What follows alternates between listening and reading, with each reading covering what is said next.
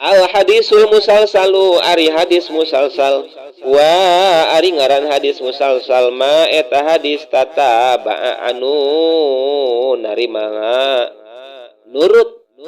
anu narima ngaruntut naon ruwatuhu naon rawina ya ma ari au riwayatuhu atawa riwayatkeun anak kana ma ala wasfin wahidin atas sifat anu hiji wa tatabu'ur ruwati jeung narima naon ngaranna ngaruntuyna pirang-pirang rawi ala wasfin atas hiji sifat aamu anu leuwih umum min ayakuna aamu eta leuwih umum min ayakuna tina yen aya ya wasob qaulian eta bangsa qauli au fi'liyan atawa bangsa pagawean au huma atawa ari qaulian au fi'liyan ma'an eta bareng misalul awali ari misal anu kahiji ari contoh anu kahiji qauluhu eta dawuhan Kangjeng Nabi sallallahu alaihi wasallam li Mu'adz kana ki Mu'adz radhiyallahu anhu ceuk Kangjeng Nabi kieu ya Mu'adz inni uhibbuka ya Mu'adz he Mu'adz inni sanyana kaula ceuk Kangjeng Nabi uhibbuka eta cinta kaula ka maneh Fakul maka kudu ngadoa maneh fakul maka kudu ngadoa maneh maka kudu ngucap maneh fi duburi kulli salatin dina setiap sabada salat doa nu mana kana doa Allahumma a'inni ala zikrika wa syukrika wa husni ibadatik aya ngaranna hadisna hadis musalsal doana Allahumma a'inni ala zikrika wa syukrika wa husni ibadatik baca doa ieu tiap dina sanggeus salat Allahumma punten pangeran abdi a'inni muga nulungan Gusti ka abdi ala zikrika atas zikir ka Gusti atas raraga zikir ka Gusti wa syukrika jeung syukuran ka Gusti wa husni ibadika jeung bagus jeung migawe bagus ibadah ka Gusti jeung bagusna ibadah ka Gusti hayang urang boga ibadah na bagus menurut Allah fa innahu maka sanyana hadis musalsalun eta disebut hadis musalsalun eta anu musalsal eta ngarante ceuk urang nama nyambung yang kulung ngucap kulun saha saban-saban saeji minar ruwati tina pirang-pirang rawi liman kajalma yarwihi anu ngariwayatkeun ya ma anhu tina kulun wa ana uhibbuka wa ana jeung ari kaula uhibbuka eta bakal cinta kula ka maneh akul maka kudu ngucapkeun maneh anu kitu disebutna hadisna entah musalsal contoh nu kadua wa misalu sani jeung ari misal anu kadua qaulu Abi Hurairah ta eta ucapan Abi Hurairah syabbaka biyadi Abul Qasim sallallahu alaihi wasallam syabbaka biyadi syabbaka nyorokeun biyadi kalawan leungeun kaula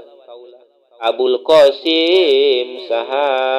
Abul Qasim geus saha Kangjeng Nabi sallallahu alaihi wasallam cek Abu Hurairah kieu Rasulullah geus nyorokeun kana leungeun kula kieu tah Rasulullah nyorokeun kana leungeun saha Abu Hurairah kieu lah selamat wa qala jeung ngucap saha Abul Qasim khalaqallahul arda yaumas sabti khalaqatos ngadamel Allahu sagusti Allah subhanahu wa taala al arda kana bumi yaumas sabti dina poe Sabtu wal jibala jeung kana gunung yaumal ahad dina poe Minggu wa syajara jeung kana tatangkalan yaumal isnin dina poe Senin Allah ngadamel kana bumi mah dina poe Sabtu ngadamel kana gunung dina poe Ahad ngadamel kana tatangkalan dina poe Senin wal makruhu jeung ari anu dipikahewa anu makruh yauma salasa dina poe Salasa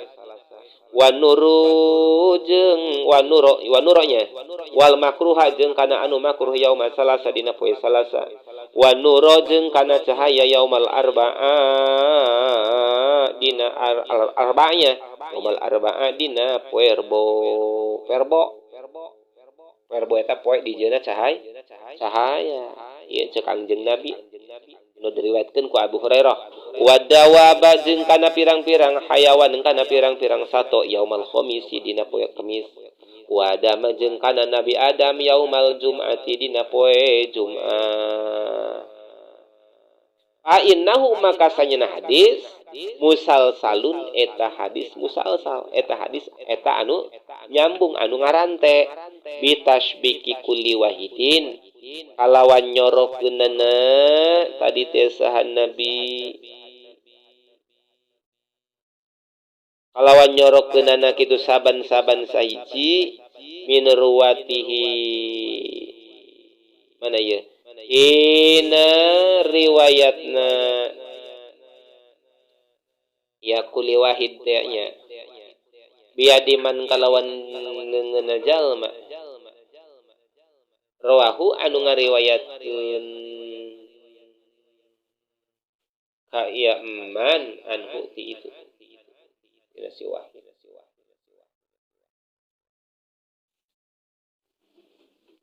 wa misalu salisu jeung ari misal anu katilu hadisu Anas eta hadis Sayyidina Anas la yajidul abdu halawatal iman cek di Anas bin Malik la yajidu moal manggi al abdu sahamba sajelma halawatal iman kana manisna iman hatta yu'mina sahingga iman ya si abdu bil qadari kalawan qadar khairihi tegasna bagusna qadar wa syarrihi sareng gorengna qadar aihu nya khuluwihi tegasna amisna qadar wa murihi jeung pahitna qadar fa innahu maka sanyana Nabi sallallahu alaihi wasallam ba'da an qalahu dina sanggeus yen ngucapkeun Nabi li Anas kana Anas qobado nyekel ya Nabi ala lihyatihi atas janggutna Nabi asyarifati anu mulia harus ngomong kitu nyekel kieu nyekel janggut wa qala jeung ngucap Anas teh aman tu bil qadar iman kula kalawan qadar il akhirih nepi ka akhirna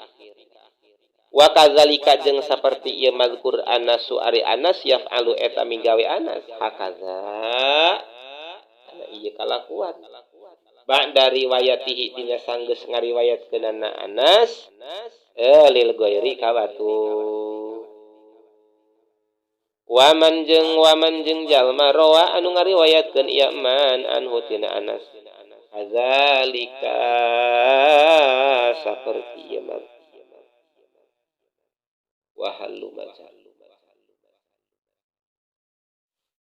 wa qad yaqau jeung terkadang tumiba atasal saluna ngarante fi mu'zamil isnadi dina panggede-gedena pirang-pirang sanad hadisil awaliyati seperti hadis anu bangsa awal fa innahu maka sanyana hadis yantahiya eta nepi hadis ila Sufyana tapi Sufyan wa amma tatabu riwayat hadis jeung adapun tatabuna tadi teh naon cuk urang nama beruntunna riwayat hadis ala wasbin atas sifat falizalika maka ari itu sifat imas sigotun nah segat min sigotil adai tina pirang-pirang segat ngalaksanakeun au amrun muta'allaqun atau parentah anu ta'alluq bi zamanir riwayati kalawan waktuna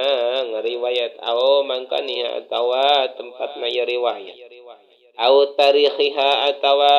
tarikhna atawa sejarahna ya riwayat misalul awali ari contoh anu awal ayarwiya eta yen ngariwayatkeun jami'ur ruwati sahasa kabeh pirang-pirang rawi al hadisa kana hadis bisigotin kalawan hiji segat anba'ani bisigoti anba'ani kalawan segat anba'ani biasa sok itu kan anba'ani hadasana anba'ana anba'ani geus nyeritakeun Kangjeng Nabi ka kaula sok itu aw haddasani geus nyeritakeun Nabi ka kaula aw nahwi zalika atawa saumpamana itu mazkur wa misalun nabi wa misalu sani jeung ari contoh anu kadua qauluhu eta dawuhan Nabi sallallahu alaihi wasallam teu Kangjeng Nabi teh mana qasul azfar ari naon tah motongan kuku wa nabtul itfi jeung nyabutan bulu kelek wa halqul anati jeung nyabutan bulu kakempung yaumal khamisi eta dina poe Kamis da sunahna gitu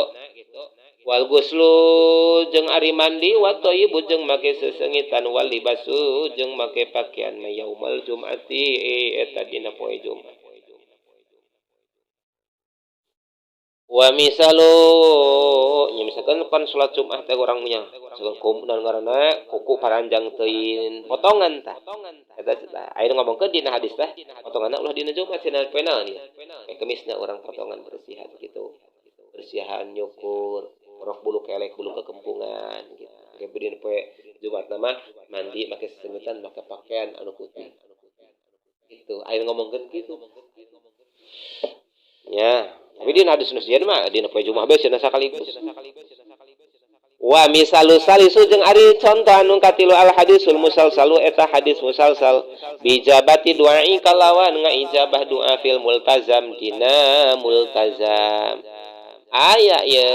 cenah lamun urang ngadoa di tempat di multazam di mana di Mekah eta ijabah urang di kumaha doa urang dijabah eta aya hadis nu ngariwayatkeun kitu eta teh hadisna hadis musalsal wa fi rabi wa misalu rabi jeung contoh anu kaopatna al hadisul musalsalu ari eta hadis musalsal bil akhiriyati kalawan bangsa akhir kauni rawi saperti kayaan jalma anu ngariwayatkeun kauni rawi naon ya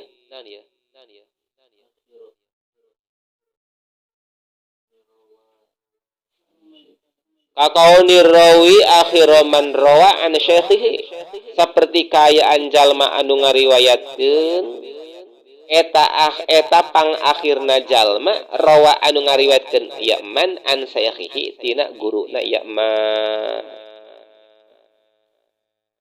seperti kumaha fayaqulu maka ngucap yaman cek siman kieu akhbarona fulan geus ngabejaan geus ngaimpokeun geus nyaritakeun ka kami akhbarona geus nyaritakeun ka kami akhbarona geus ngainformasikeun ka kami akhbarona geus ngabejakeun ka kami fulanun sahaki pula itu musalsal kene saroba wa ana jeung ari kaula akhiru man rawa anhu watawana wata jadi mawana wana wata wa ata jeung datang akhiru man sa anu akhirna jalma rawa anu ngariwayatkeun ieu man anhu tina manu deukeut nya rawa anu ngariwayatkeun ieu man anhu tina man rawa